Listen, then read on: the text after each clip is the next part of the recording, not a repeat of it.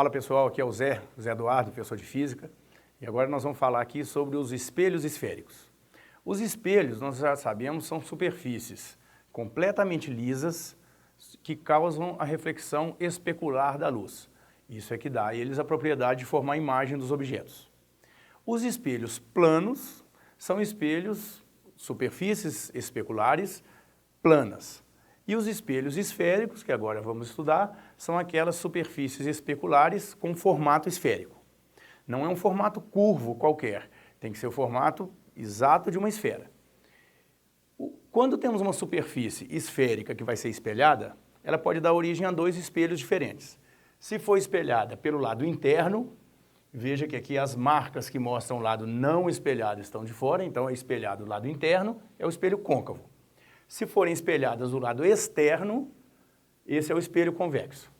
Algumas pessoas têm um pouco de dificuldade em guardar qual é o espelho côncavo, qual é o espelho convexo. Um jeito fácil de pensar isso é sempre guardar o seguinte: o convexo é quando ele tem a superfície externa da curvatura espelhada. Bom, o espelho esférico, seja ele côncavo ou convexo, tem certos pontos que são importantíssimos na hora de desenharmos as imagens, de, ao colocar um objeto na frente dele, saber como essa imagem vai ser. E esses pontos estão representados aqui. Então, está desenhado aqui um espelho esférico.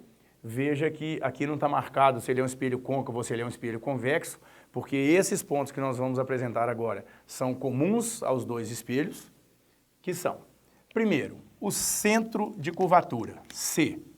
Centro de curvatura, como o próprio nome já sugere, é o centro da curvatura da superfície.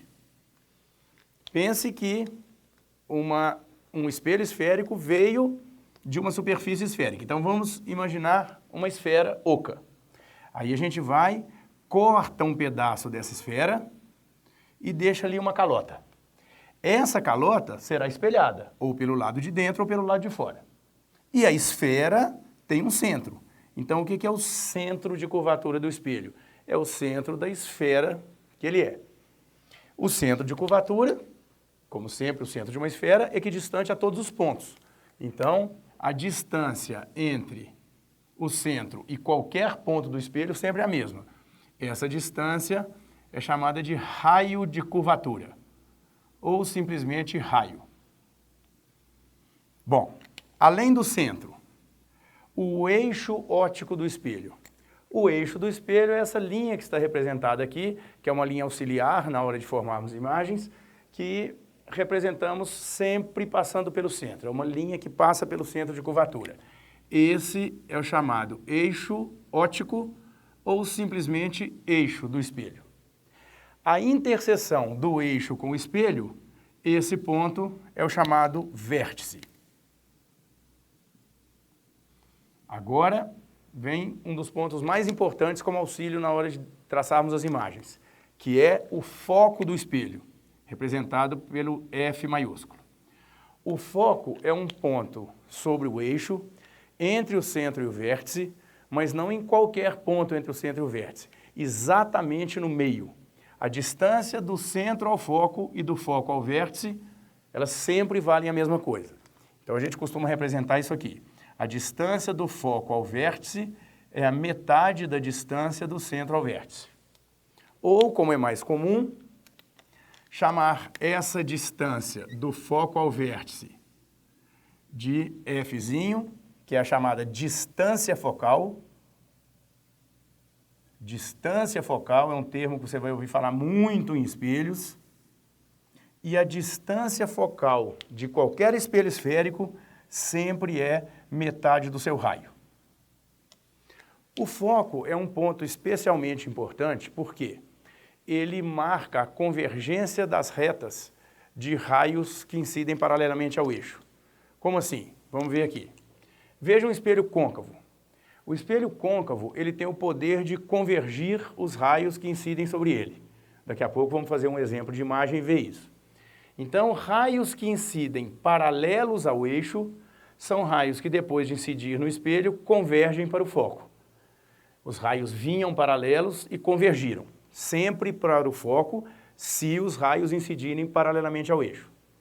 O espelho convexo, ao contrário do espelho côncavo, não converge, e sim diverge, espalha os raios, mas também obedecendo esse padrão. Raios que incidem paralelamente ao eixo. Ao contrário do espelho côncavo, no convexo os raios não vão convergir, vão divergir, mas obedecendo esse padrão. O prolongamento dos raios sempre passa pelo foco. Então o foco pode ser visto como um ponto de convergência para raios que incidem paralelamente ao eixo, sendo os próprios raios convergindo, se o espelho for côncavo, ou os seus prolongamentos, se o espelho for convexo. Agora vamos fazer um exemplo de formação de imagem. Bom, para a gente falar da primeira formação de imagem, um exemplo de formação de imagem, eu vou primeiro mostrar para vocês um exemplo, lembrando aqui, como que se obtém imagem em um espelho plano. A imagem é formada pelo encontro dos prolongamentos dos raios, que é dali que nós teremos a impressão visual da luz ter vindo. Então vamos ver isso aqui. Dois raios de luz que incidem no espelho plano. Aí a normal foi traçada, porque sempre que uma reflexão vai ser representada, é necessário obedecer à lei da reflexão, ângulo de incidência igual a ângulo de reflexão. Um primeiro raio, saiu o raio refletido. Um segundo raio, ângulo de incidência igual a ângulo de reflexão, está aqui o raio refletido. Onde a imagem vai ser formada? No prolongamento desses raios, porque quando um observador receber esses raios em seus olhos, ele terá a impressão visual da luz ter vindo daqui, e aqui será uma imagem. A imagem virtual que o espelho plano forma, como já foi estudado nos espelhos planos. Agora vamos usar esse mesmo princípio do espelho plano. Traçar raios de luz que incidem no espelho, ver a reflexão desses raios para ver onde será o encontro desses raios. Mas vamos fazer esse primeiro exemplo num espelho côncavo. Depois faremos imagens também em espelhos convexos. Veja, dois raios de luz, bom, o objeto está aqui, é como se fosse uma pequena lâmpada, uma fonte pontual de luz. Dois raios de luz foram desenhados partindo desse objeto. O primeiro raio incidiu no espelho e se refletiu com o ângulo de incidência igual ao ângulo de reflexão. Perceba que para mostrar um ângulo de incidência igual ao ângulo de reflexão, a gente tem que mostrar a normal. E veja a normal traçada aqui. A normal passou pelo centro de curvatura. Sim, porque a normal é uma perpendicular à superfície. Então lembre, quando na geometria você estuda a esfera, a circunferência, se o centro está aqui, quando nós traçamos o raio é sempre perpendicular à tangente. Ou seja, o raio é perpendicular à superfície naquele ponto. Então uma coisa que você pode guardar, que serve sempre, quando você precisar traçar normal em um espelho esférico, trace uma linha que passa pelo centro de curvatura. Bom, então o primeiro raio incidiu, a normal foi traçada, ângulo de incidência igual a ângulo de reflexão, está aqui a reflexão do primeiro raio. Esse, vamos então chamar de raio 1. O segundo raio saiu um pouco mais baixo, incidiu no espelho, normal traçada, ângulo de incidência igual a ângulo de reflexão, refletiu, raio 2. Agora, pense esses raios incidindo nos olhos de um observador. Está aqui o observador que está recebendo esses raios. Veja que depois da incidência no espelho, esses raios se cruzaram nesse ponto. Então, para um observador que observa os raios refletidos, a impressão visual que ele terá é do raio ter vindo desse ponto. Então está aqui a imagem formada. Perceba uma diferença muito importante entre a imagem que a gente obteve aqui e a imagem que nós obtemos quando formamos a imagem no espelho plano. No espelho plano, os raios de luz nunca se encontram. O prolongamento dos raios vai mostrar onde a imagem é formada para o observador. É a chamada imagem virtual. Aqui, você veja que depois da reflexão do espelho, os raios de luz se cruzaram nesse ponto. Então, aquela imagem é uma imagem formada pela presença de luz. essa imagem é chamada de imagem real. Isso é uma coisa importante, essa distinção. Numa imagem virtual, não há luz no ponto onde nós vemos a imagem. Nós temos a impressão visual da luz ter vindo dali.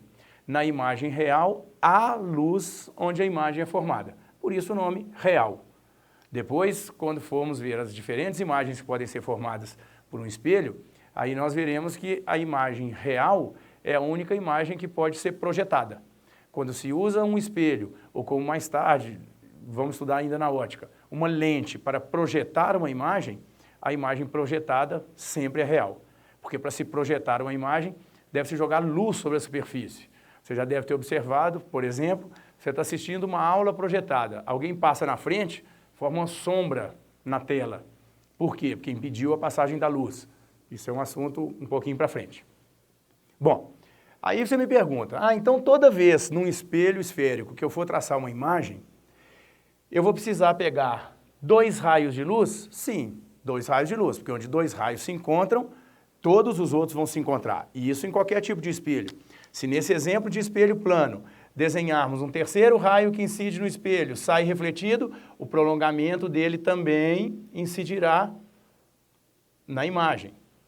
A mesma coisa para o espelho esférico, seja côncavo, seja convexo, nós não precisamos traçar 3, 4, 5, 6 raios, porque o encontro de qualquer raio vai ser sempre onde a imagem é formada. Então, desenhar 2 raios já sempre é o suficiente para saber onde a imagem está. Mas então toda vez tem que ficar traçando o raio, fazendo a normal passar pelo centro de curvatura, mostrar, medir ângulo de incidência e ângulo de reflexão cada vez que tiver que obter uma imagem? Não, isso não é necessário. Porque aí para os espelhos esféricos, a gente tem os chamados raios notáveis. Raios notáveis são raios que só de vermos como que eles incidem no espelho, a gente já sabe como que vai ser a reflexão. Sempre. E vamos entender aqui o porquê disso. Coloquei uma fonte de luz, esse pequeno ponto preto aqui, como se fosse uma pequena lâmpada, em frente a um espelho côncavo. Veja um raio que nós já vimos agora há pouco, que a gente não precisa traçar normal. Todo raio que incide paralelamente ao eixo, nós já sabemos que ele passa pelo foco. Então, isso tira da gente o trabalho de desenhar normal passando pelo centro, medir o ângulo de incidência, o ângulo de reflexão. Claro que se a gente for aplicar as leis da reflexão, dá certo. Se traçarmos a normal aqui, que é uma linha que passa pelo centro de curvatura, o ângulo de incidência é igual ao ângulo de reflexão. Isso vale para qualquer reflexão. Mas aqui é desnecessário, porque a gente já sabe que todo raio que incide paralelamente ao eixo passa pelo foco. Agora vamos lembrar da reversibilidade do caminho da luz. O caminho que ela faz na ida, ela faz na volta. Então, se todo raio paralelo ao eixo passa pelo foco, é verdade que todo raio que passa na direção do foco sai paralelo ao eixo. Está aqui o segundo raio notável, que é o verde. Um raio que incide na direção do foco sai paralelamente ao eixo. É o inverso do primeiro. E o terceiro, e provavelmente o mais simples, o raio que passa pelo centro de curvatura. Se a gente já sabe que a normal passa pelo centro de curvatura, todo raio que passa pela normal incide perpendicularmente à superfície. Ângulo de incidência 0, ângulo de reflexão 0. Então vamos rever esses 3. Espelho côncavo. Raio que incide paralelamente ao eixo, passa pelo foco depois. Raio que incide na direção do foco, sai paralelo ao eixo depois. E raio que incide na direção do centro, volta sobre si mesmo. Agora vamos para o espelho convexo. No espelho convexo, a lógica da reflexão é a mesma, mas a aplicação vai ser diferente. Vamos para o primeiro, que também já vimos quando falamos de foco. Todo raio que incide paralelamente ao eixo sai com seu prolongamento passando pelo foco. Então, mais uma vez, a gente não precisa traçar normal. Desenhou um raio paralelo ao eixo, desenha ele sendo refletido com prolongamento passando pelo foco. Consequentemente, o inverso é verdade. Todo raio que incide na direção do foco sai paralelo ao eixo. Está aí o raio verde. Um raio que incidiu mirando o foco do outro lado, na direção do foco, saiu paralelo ao eixo. O terceiro raio, como valeu para o espelho côncavo, vale para o espelho convexo. É aquele que vem na direção do centro, porque ele é um raio que incide perpendicularmente à superfície. Incidiu na direção do centro, incidiu perpendicularmente à superfície. Volta sobre si mesmo. Então, revendo rapidamente, para o espelho convexo, o raio incidiu paralelamente ao eixo, sai com prolongamento passando pelo foco. Incidiu na direção do foco, lá do outro lado, mirando o foco, sai paralelo ao eixo. Incidiu na linha do centro, volta sobre si mesmo. Então, aqui os raios notáveis, depois vamos usá-los para formar a imagem.